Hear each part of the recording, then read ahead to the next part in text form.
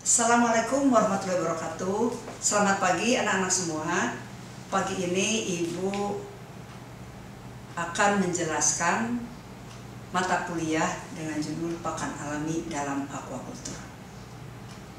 Dalam aquaculture itu ada dua jenis pakan, yaitu pakan alami dan pakan buatan. Nah, anak-anakku sekalian, kalau orang kayak kita, adik-adik kayak Ibu, coba contohkan, apa yang namanya pakan alami? Siapa yang jawab? Oke. Jadi kalau di manusia itu, pakan alami itu bisa dipadankan dengan ASI atau air susu ibu. Anak-anakku mungkin pernah mengetahui bahwa seorang bayi yang baru lahir tidaklah bisa menerima, tidaklah layak ketika mereka langsung kita kasih bayi ini ya, pisang, ya kan? Nah, dikasih bubur, kan tidak. Makanya pada manusia pun kan ada yang namanya pembatasan, bahwa seorang bayi harus diberikan ASI sampai umur 6 bulan. Setelah itu baru makanan pengganti ASI. Nah, begitu pula pada ikan. Nah, anak-anakku, ketika kita bicara ikan, tentu saja bukan hanya ikan bandeng, bukan hanya ikan nila, bukan hanya ikan mas, tapi di sini maksudnya termasuk juga golongan krustase. Seperti halnya apa? Ada udang windu, udang panamai, ya, udang galah dan sebagainya. Dan juga termasuk apa lagi? Kepiting, rajungan. Oke, adik-adik sekalian, sebelum Ibu jelaskan lebih lanjut tentang pakan alami, Ibu ingin ajak adik-adik melihat bahwa ada sebuah kebiasaan makan dari ikan, atau kalau istilah asingnya food habit. Nah, berdasarkan kebiasaan makannya, ikan dibagi menjadi 3 kelompok, yaitu kelompok herbivore, kedua kelompok omnivore, yang ketiga adalah kelompok karnivore. Adik-adik sekalian, kalau herbivore itu adalah ikan-ikan yang pemakan tumbuh-tumbuhan, nabati. Nah, kalau karnivore, mereka adalah golongan ikan yang makanannya adalah daging-dagingan, hewani, ya, dari hewani. Nah, yang terakhir omnivore, makan segala macam. Nah, kita manusia termasuk yang mana? Ya, kalau vegetarian yang mana? Nah, vegetarian itu kita bisa kelompokkan. Oh, ini pemakan tumbuh-tumbuhan, ya. Nah, kalau kita semua mungkin lebih pantas kalau kita dikatakan omnivore, karena kita makan nabati maupun makan dari unsur hewani. Nih, anak sekalian, ikan tadi Ibu katakan ada 3 kelompok. Nah, di sini contoh-contohnya ya, herbivore ada contoh-contohnya. Nilem, spatium, ya. Nah, begitu juga untuk karnivore. Yang karnivore ini udang-udangan karnivore, ya. Sidat juga kakap. Nah, selain itu juga, nah, yang omnivore banyak ikan mas, ikan nila, ya. Nah, itu kebetulan nih, semua ikan itu adalah yang paling baik di pasaran untuk pasar kita di tradisional, ya, ikan mas dan ikan nila. Oke, itu dari secara alami itu, ya, ikan itu untuk kebiasaan makannya tadi ada 3 gitu loh. Nah, ini apa kaitannya dengan kebiasaan makan ini dengan kita meminis ikan atau melihara ikan? Bagaimana? Nah, tentu saja ini sangat terkait dengan kelompok ini, terkait dengan organ tubuhnya yang ada secara alami. Nah, Ibu bisa jelaskan di sini ada karakteristik yang berbeda satu dengan yang lain. Nah, contohnya di sini panjang total usus dan juga ketersediaan enzim pencernaan. Nah, untuk yang herbivore, ya, panjang ususnya tuh panjang, lebih dari 5 kali panjang tubuhnya. Nah, untuk yang karnivore lebih kecil, ususnya lebih pendek lagi. Nah, untuk yang omnivore lebih tinggi daripada yang karnivor. Karena ini yang omnivor itu adalah di antara yang herbivor dengan yang karnivor. Nah, di sini kita melihat enzim pencernaan itu berbeda. Nah, untuk yang herbivor yang ada atau yang tersedia adalah enzim pemecah karbohidrat. Nah, untuk yang karnivor enzimnya yang tersedia adalah pemecah protein.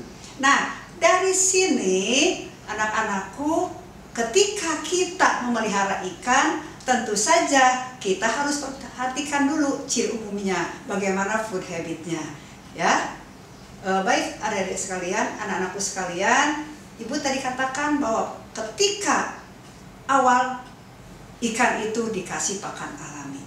Nah, digolongkan kalau pakan ikan itu ada dua, pakan alami dan pakan buatan. Pakan buatan itu mungkin anak-anakku pernah melihat ya, pelet untuk apa, crumble untuk apa. Pakan itu, pakan buatan, pakan yang dibuat berupa formulasi ya, yang terdiri dari berbagai unsur. Anak-anakku sekalian, nah pakan alami apa sih ya? Pakan alami itu pakan yang berasal dari alam, yang bersumber dari dua sumber, bisa dari alami atau habitat sendiri aslinya maupun proses budidaya. Nah, jadi kalau ditanya mana yang lebih baik, ya, mana yang lebih baik? Nah, itu tentu saja tergantung dari kondisi yang ada.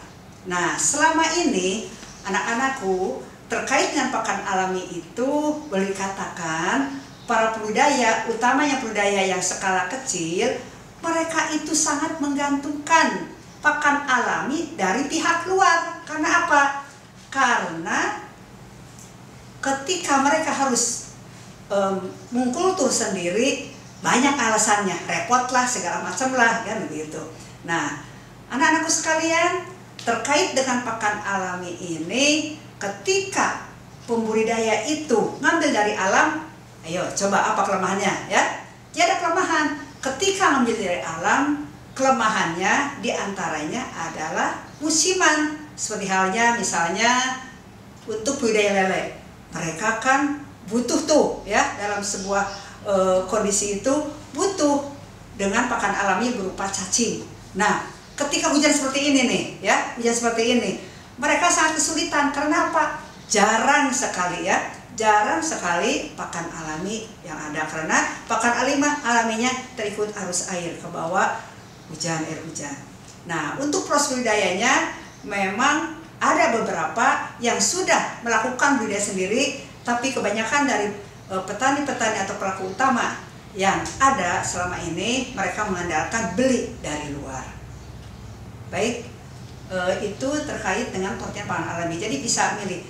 Nah, dalam hal ini adalah sebuah, artinya apa? Sebuah kesempatan, bahwa kesempatan yang baik, bahwa sangat dimungkinkan ada sebuah segmen usaha. Apa itu? Adalah memproduksi pakan alami untuk menyuplai kepada para pembudidaya. Nah, ini asik sekali ya anak-anakku.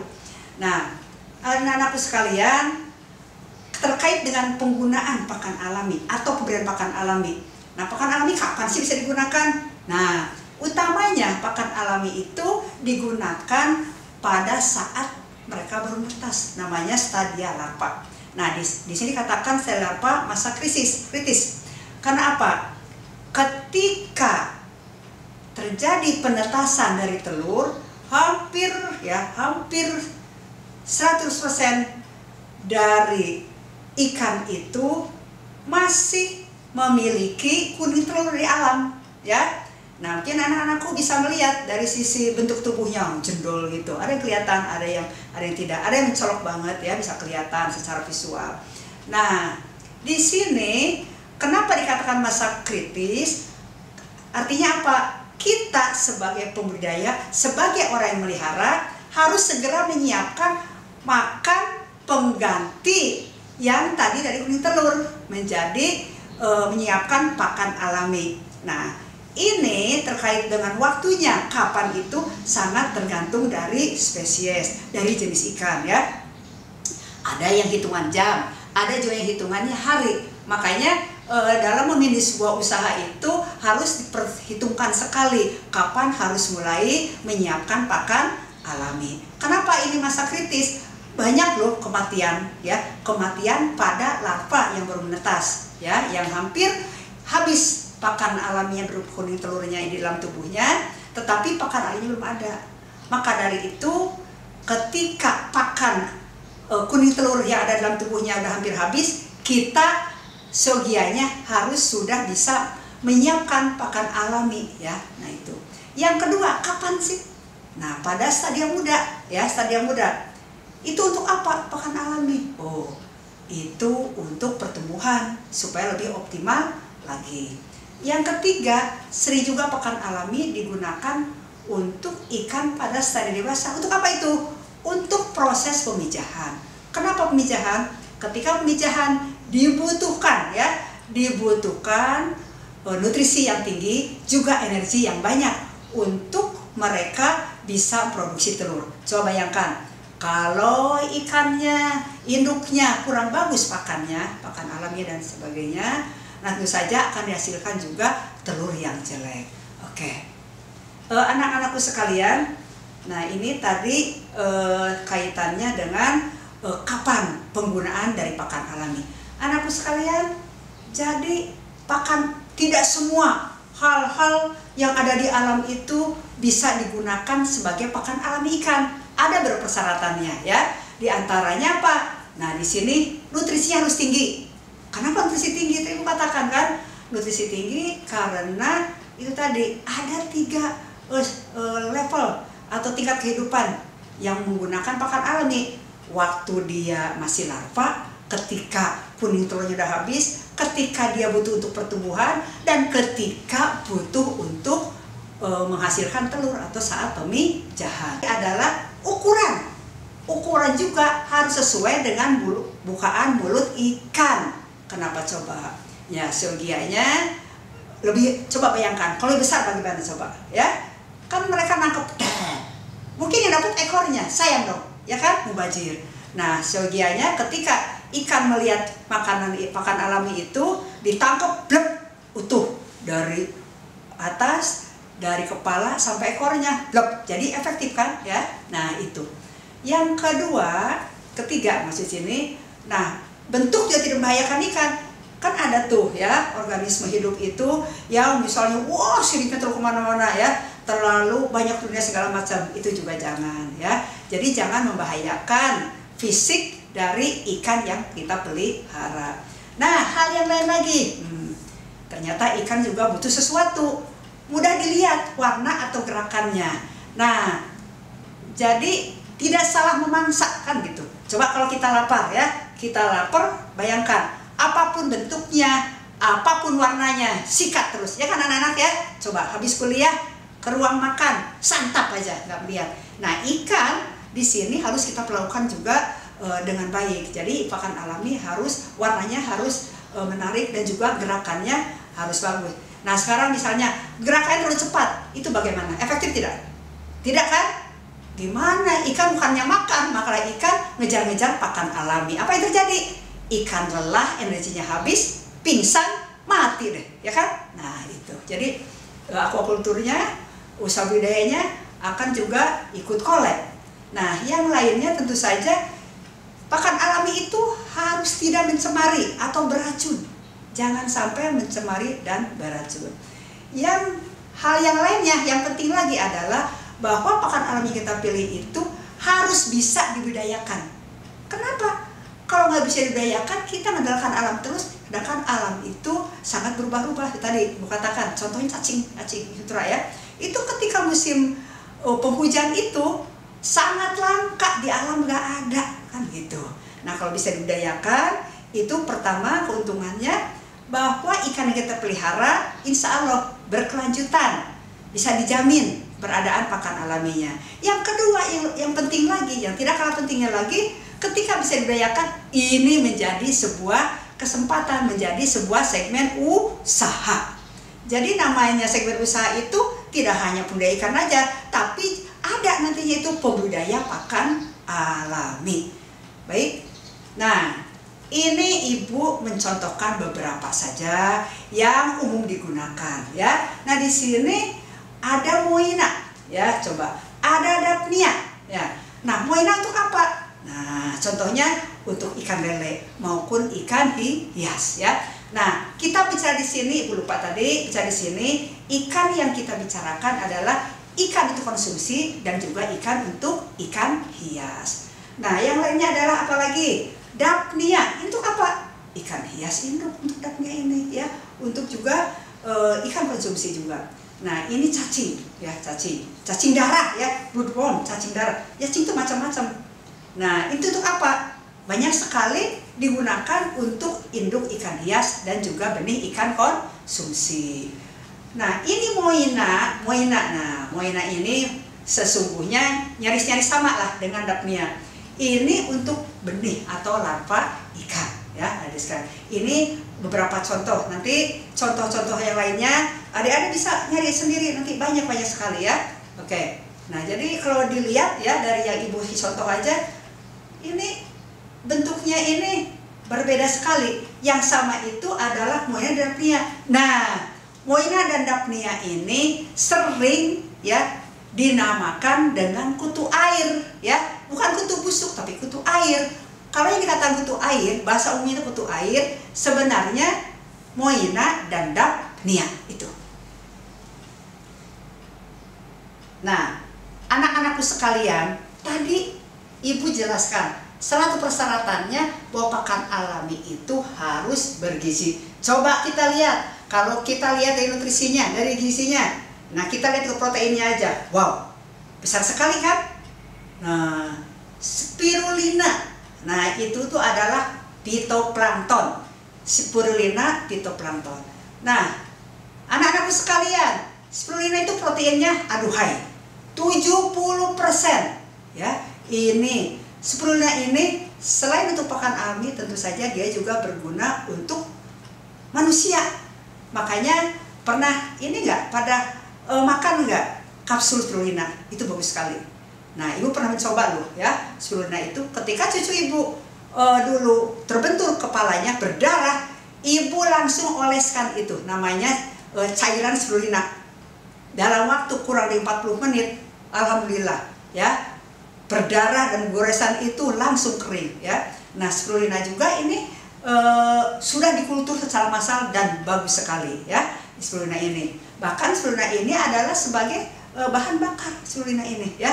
Di masa depan bahan bakar ini, biodiesel ini harus dipikirkan juga dari spirulina ya. Bahkan dari USA segala macam mereka udah menggunakan tuh spirulina sebagai bahan bakar ya. Nah dari perikanannya ini sangat bagus sekali spirulina ini.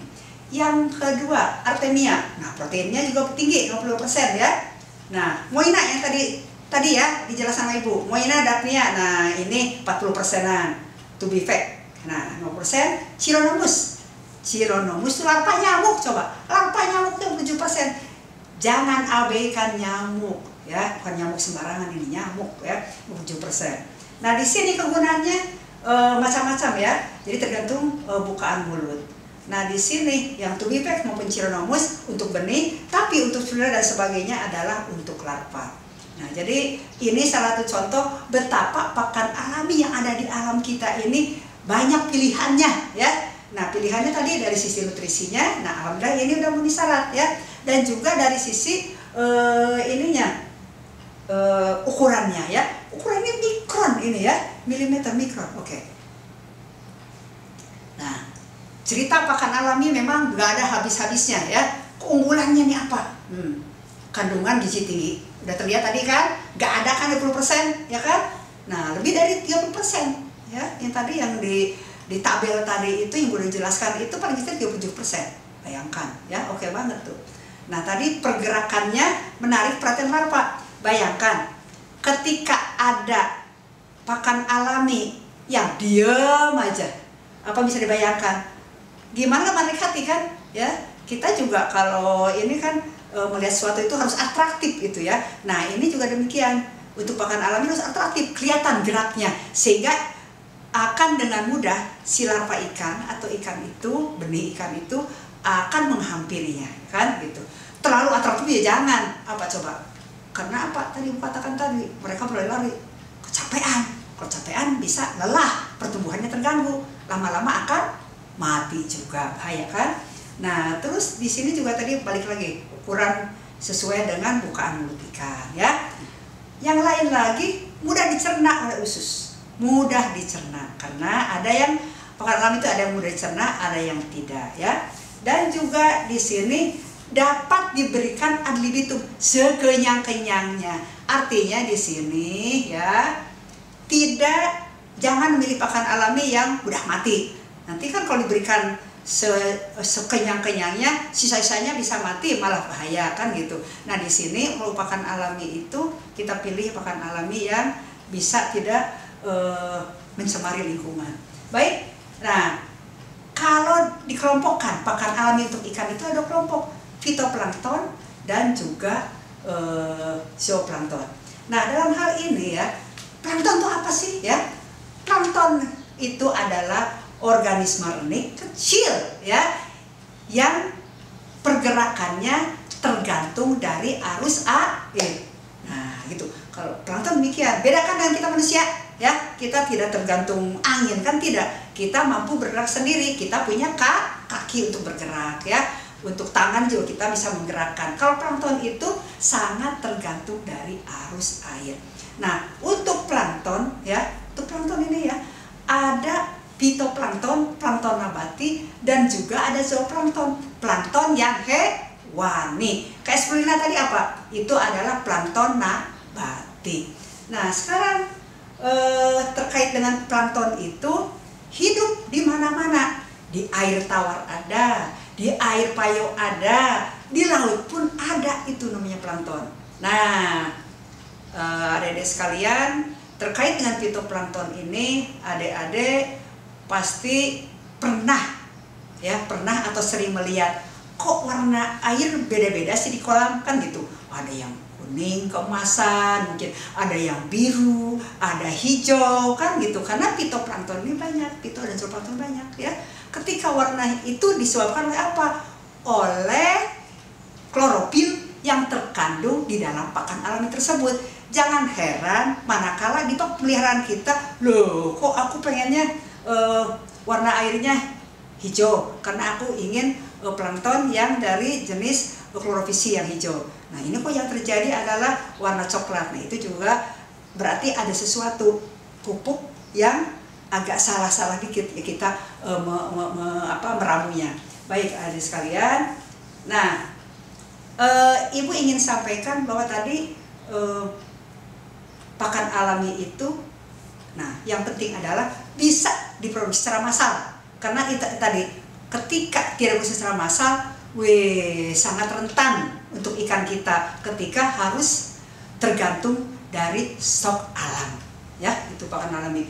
Positifnya jauh lebih banyak daripada kelemahannya. Ya. Nah, ibu katakan tadi plankton ada dua, fitoplankton dan zooplankton. Nah, tadi spirulina itu tadi yang hijau ya, chlorella itu juga. Nah, sering kan di toko-toko herbal ada sun chlorella. Sebenarnya anak-anakku, kalian bisa menjadi juragan chlorella ya, nanti bekerja sama dengan industri yang lain, nanti bentuk kapsul, bentuk serbuk dan lain sebagainya ya. Nah itu sebenarnya ranah anak-anakku sekalian, chlorella segala macam, spirulina, tetraselmis juga demikian, hijau semuanya. Ada zooplankton, plankton yang berasal dari nabati. Nah tadi contohnya Daphnia dan Moina ya. Jadi banyak sekali pilihan-pilihan yang bisa kita manfaatkan sebagai pakan alami untuk ikan ya. Nah, yang zooplankton tadi fitoplankton ada spirulina, ada tetraselmis, ada juga chlorella ya. Nah, ada sekalian untuk yang zooplankton tadi contohnya tadi ada Daphnia, ada Moina ya. Nah, ini bentuknya memang nyaris-nyaris sama. Tadi apa tadi? Daphnia sama Moina itu disebut apa oleh pembudidaya? Disebutnya adalah kutu air. Bentuknya juga nyaris-nyaris sama. Nah, perbedaan dalam ukuran ya. Perbedaan dalam ukuran. Jadi lebih besar mana? Lebih besar Daphnia ya ketimbang dari Moina. Nah, bentuknya juga ininya bulat dan lonjong. Ada perbedaannya. Oke, nah dalam jumlah anakannya juga lebih banyak Daphnia ketimbang Moina. Oke. Nah, Ibu ingin sedikit menjelaskan tadi si Moina dan si kutu air. Nah, perkembangbiakannya nyaris sama. Ada dua, dengan secara seksual, dengan kawin, dengan tanpa kawin bisa aseksual, kan begitu. Nah, usia reproduksi juga sekitar 4-5 hari. Tadi jumlah anakan selama dia siklus hidupnya sekian, dan setiap beranak itu ya seperti ini ya. Jadi ada persamaan antar mereka. Baik. Sekarang Ibu ingin sampaikan bagaimana Moina bisa hidup, kan gitu. Nah, di sini dijelaskan bahwa Moina hidup pada suhu 14-30 derajat Celcius. Jadi ketika musim dingin di negara yang 4 musim itu tidak bisa. Terus mereka gimana? Ya mereka gunakan di indoor, pakai heater. Nah, alhamdulillah di kita ini suhunya panas terus, ya kan? Malah kadang kebablasan panasnya ya, bukan kasih heater. Di kita malah bagaimana supaya suhunya tidak terlampau tinggi. Nah, di sini karena dia perlu suhu yang agak rendah, sedengan 14-30 derajat Celcius, pH standar ya. Nah, umurnya berapa? 12 hari itu ya Moina ini. Nah, cara makan Moina bagaimana? Filter feeder, bagian filter itu tidak digigit, filter tuh diserap gitu ya. Si air itu nah gitu ya, mereka punya filternya. Nah, hal yang lainnya makan Moina juga bisa berupa detritus ya dan sebagainya. Nah, ini juga ada samanya sebenarnya, media tubuhnya itu kotoran hewan yang mudah dikeringkan tentu saja ya. Oke. Nah, adik-adik sekalian, kaitannya dengan apa yang harus perhatikan ketika kita mau memilih atau mengkultur atau produksi ataukah membeli pakan alami untuk ikan pelihara, tentu saja banyak hal yang pertimbangkan. Pertama, kita harus melihat jenis ikan apa yang kita budidayakan ya. Yang kedua, stadia apa? Kan beda dong ya. Kata Ibu katakan tadi ya, bisa stadia waktu induk, stadia waktu larva maupun stadia waktu muda. Itu harus dibedakan. Yang ketiga, tadi itu perlu dilihat juga ukurannya berapa besar sih dibandingkan dengan bukaan mulut mereka kan ikan pelihara. Yang keempat juga nutrisinya. Jadi banyak hal-hal yang perlu dipertimbangkan ya. Jadi tidak sama dong ketika Bapak A melihara benih lele, ikan lele, dengan yang benih ikan nila, beda dong ya. Mulut ikan lele dengan ikan nila juga beda, sehingga itu tidak sama untuk pakan alami untuk setiap jenis ikan. Itu perlu juga kita perhatikan ya untuk pakan alami ini. Session kali ini Ibu tutup dulu, nanti lain waktu Ibu lanjutkan untuk session yang keduanya. Selamat siang anakku sekalian. Terima kasih atas perhatiannya. Wassalamualaikum warahmatullahi wabarakatuh.